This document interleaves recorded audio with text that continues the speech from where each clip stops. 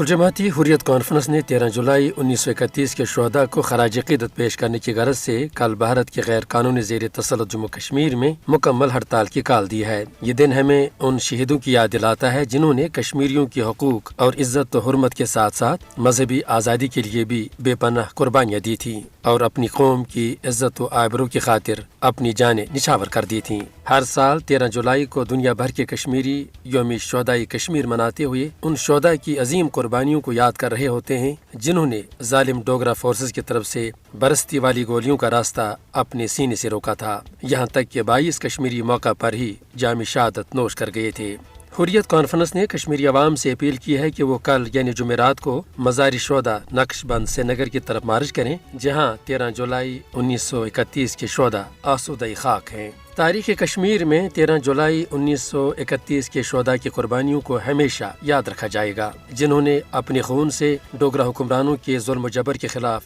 آزادی کی شمع روشن کی۔ در حقیقت 13 جولائی 1931 کا یہ واقعہ تحریک آزادی کشمیر میں سنگ میل کی حیثیت رکھتا ہے۔ یوم شہدائے کشمیر آج ایک ایسے موقع پر آ رہا ہے جب بھارتی حکمران کشمیریوں کی آواز کو دبانے کے لیے بھیانک ہتھ کنڈوں کا سہارا لے رہے ہیں۔ کشمیری عوام اپنے شہداء کی ان بے مثال قربانیوں کو کبھی فراموش نہیں کر سکے گی۔ بلا شبہ شہدائے کشمیر کو خراج عقیدت پیش کرنے کا بہترین طریقہ یہی ہے کہ ان کے مقدس مشن کو پائی تکمیل تک پہنچانے کے لیے کسی بھی قربانی سے دریغ نہ کیا جائے۔